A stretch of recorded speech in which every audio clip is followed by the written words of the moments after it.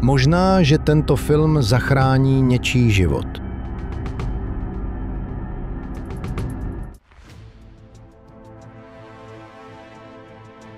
Silvestrovská noc se pro 13letou dívku stala událostí, která zásadně ovlivnila její život.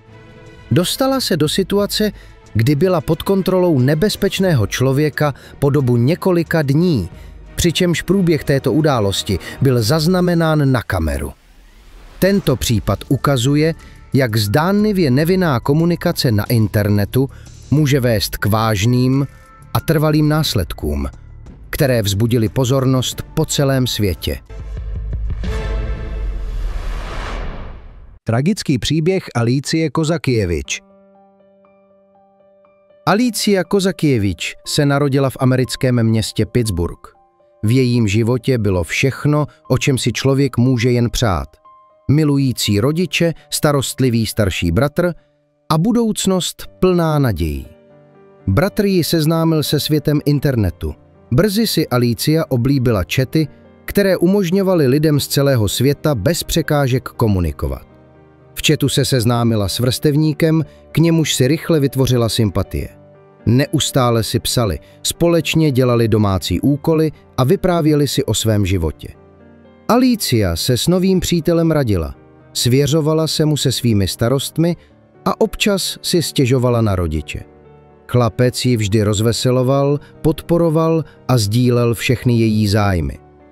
Počítač, přes který dívka chodila na internet, stál v obývacím pokoji, takže starší členové rodiny vždy věděli, čím se Alicia zabývá.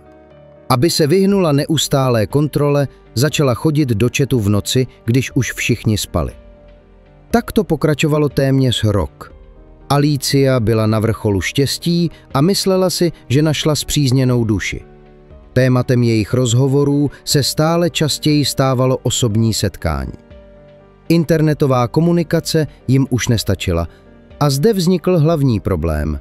Alicia ve svých 13 letech nemohla rodičům říci, že se chce setkat s kamarádem z internetu. Odjet za ním bez jejich vědomí by bylo nemožné. Tehdy přítel navrhl dokonalé řešení. Přijede k jejímu domu na Silvestra, ona tiše vyjde ven a konečně se setkají osobně. Pro Alicii byl tento plán naprosto ideální. Co by mohlo být lepší než romantické setkání na Silvestra? 31. prosince 2001 začala slavnostní večeře, při které se sešla celá rodina, rodiče, babička, bratr s přítelkyní a přátelé. Před desertem Alicia řekla mamince, že se necítí dobře a odešla od stolu. Rodiče si mysleli, že si dcerka na chvíli lehne do svého pokoje a vrátí se. Alicia však měla jiné plány.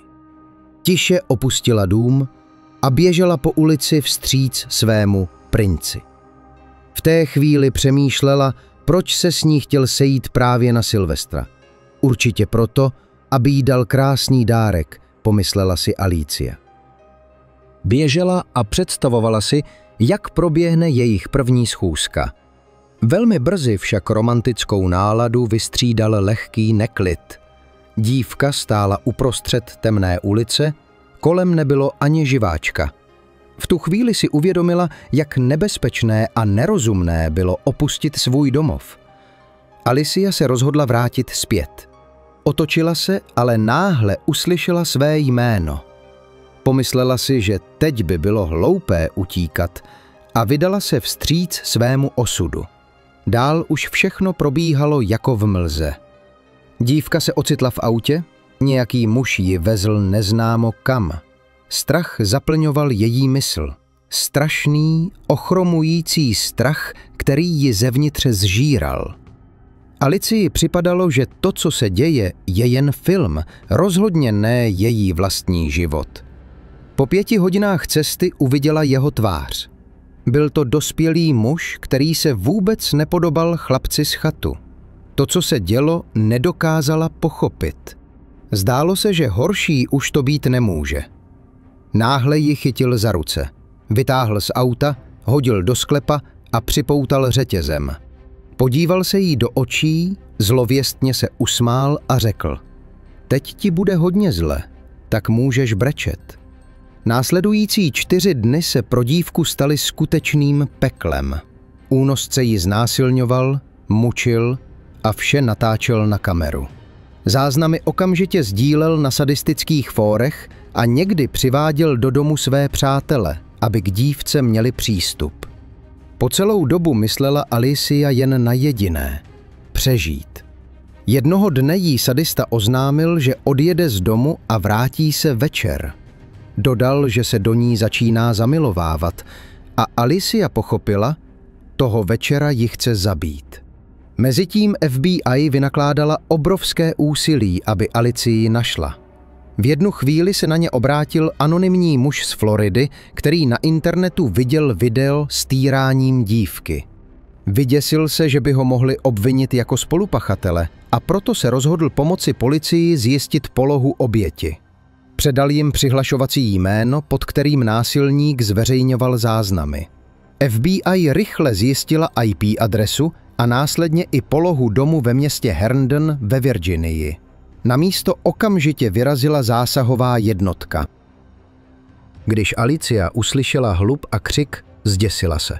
Myslela si, že únosce pověřil někoho, aby ji zabil. Ale už za pár vteřin se dveře rozlétly a dívka uviděla záchranný nápis FBI na jejich uniformách. Následující dny byla v šoku a nedokázala mluvit. Nejprve ji odvezli do nemocnice a později na policejní stanici. V nemocničním pokoji, kam ji umístili na vyšetření, Alicia zahlédla domeček pro panenky. Náhle si uvědomil, že oběťmi násilí jsou i děti mnohem mladší než ona. Před setkáním s rodiči byla zmatená. Myslela si, že udělala něco špatného a že jí rodina už nemá ráda. Samozřejmě se mýlila. Shledání s maminkou a tatínkem se stalo jednou z nejšťastnějších událostí jejího života. Únosce byl zatčen půl hodiny po záchraně dívky na svém pracovišti. Byl jím 28letý Scott William Tyree. Měl středoškolské vzdělání a vedl zcela obyčejný život. Tyree byl 2krát ženatý, oba sňatky skončily rozvodem. První manželka ho popsala jako klasického programátora, který se zajímal o sci-fi a hry. Před zatčením nikdy neměl problémy se zákonem. V jeho životopise však byla jedna skutečnost, která skutečně šokovala. Tyree měl z druhého manželství dceru, která byla jen o 1 rok mladší než Alicia. Bydlela u něj během zimních prázdnin a odjela domů právě v den, kdy se její otec vydal za svou obětí. Po záchraně musela Alicia projít ještě jednou vážnou zkouškou – soudem. Přestože měl vyšetřovatel k dispozici všechny potřebné důkazy, dívku donutili znovu prožít veškerou tu hrůzu. Musela se podívat na záznamy, na kterých je týrána, a potvrdit, že je to skutečně ona. Ze strany soudu to byl mimořádně nerozumný požadavek. Vystavit psychiku dítěte takovému traumatu. Přesto souhlasila. V září 2003 vynesl soud verdikt. Tyree byl odsouzen k 19 letům a 7 měsícům vězení. V únoru 2019 byl předčasně propuštěn, ale umístili ho do domu pod stálým dohledem. To vyvolalo vlnu pobouření po celé Americe. Vězeňská správa mu vybrala dům v Pittsburghu, kde žila Alicia.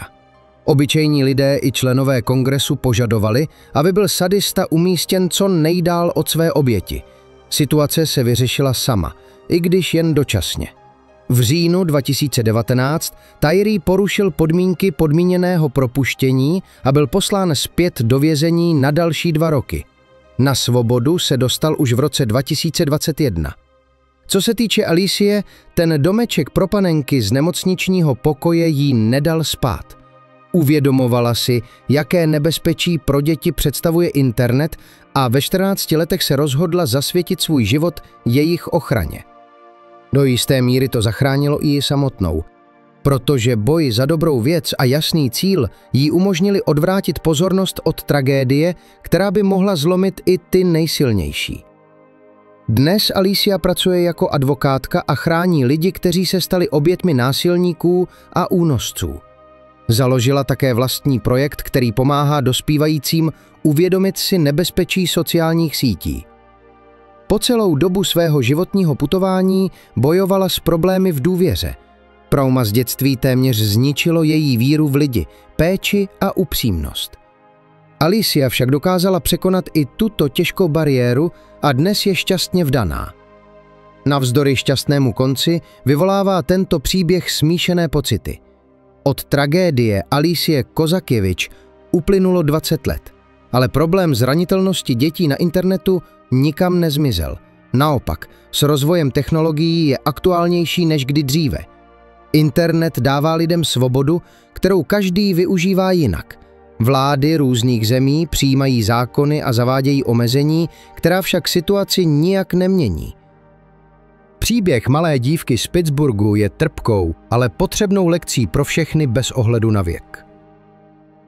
Možná pomůže dětem a jejich rodičům vyhnout se tragédii, stejně jako dnes pomáhá samotná Alicia. Pište své myšlenky k této události do komentářů a nezapomeňte dát like pod video. Chraňte sebe i své blízké. Buďte opatrní.